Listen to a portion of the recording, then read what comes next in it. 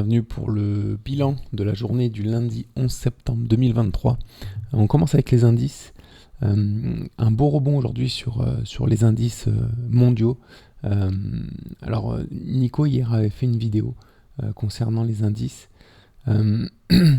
Il est encore lui il pense qu'on est susceptiblement encore dans ce scénario d'épaule, tête-épaule à la fois sur le Nasdaq et le SP500. On va le voir aussi sur le SP500. Voilà. Sur le SP500, c'est encore plus. Sur le SP500, c'est plus probable que sur le Nasdaq pour moi. Sur le SP500, c'est vrai qu'on a quelque chose de pas mal qui peut ressembler encore à une épaule tête-épaule pour casser par le bas sur le SP500. Par contre, sur le Nasdaq, un peu moins. Je trouve qu'on a un beau support horizontal. On l'avait bien cassé par le haut. Là, on est en train de rebondir fortement. Donc, on va voir comment ça se passe dans les prochains jours.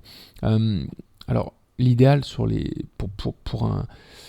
pour une hausse des marchés, ce serait qu'on casse ces plus hauts ici sur le SP500 rapidement et sur le Nasdaq aussi, comme ça mettrait tout le monde d'accord.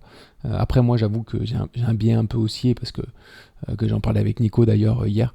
Moi j'aimerais bien que ça rebondisse pour que les actions partent à la hausse.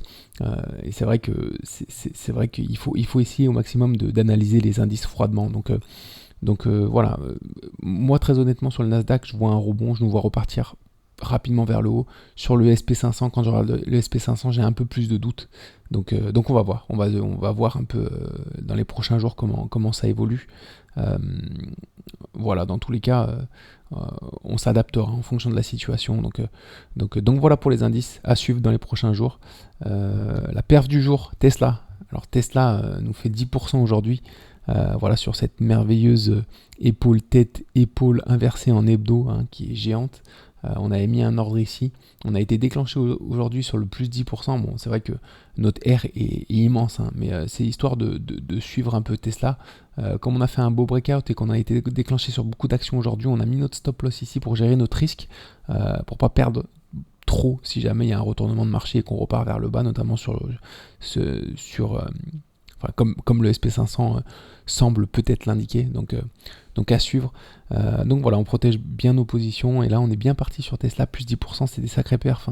Depuis les 213, je crois jusqu'à 273, ça fait presque 25-30%, il me semble. Donc c'est des jolis perfs, surtout pour une grosse capitalisation comme Tesla. Donc voilà, après elle avait bien digéré ces dernières semaines, donc c'est normal aussi qu'elle rebondisse parfois fortement, mais c'est vrai que c'est des belles perfs, donc on va continuer de suivre ça. On va arriver sur une zone dure là, dans cette zone ici, aux approches du R1, parce que c'est la zone de support historique en weekly, donc là il faudra s'attendre à une correction. Mais voilà, pour le moment ça suit son cours et ça nous donne des beaux rendements en tout cas. Le flop du jour, H, c'est Yacht Hotel. Alors là, on a un biseau ascendant. On a essayé de se positionner sur le rebond ici du biseau. Malheureusement, on a été déclenché ici et on a été tout de suite sorti dans la foulée, dans la journée, déclenché, sorti dans la journée. Donc frustrant, un peu frustrant. On va continuer à la suivre quand même. C'est vrai que le biseau, avec du recul, n'était pas très propre. On voit qu'on on a une touchette ici, une touchette ici, une touchette ici. Par contre là, on a une touchette ici, mais là on était encore loin. Donc on peut pas.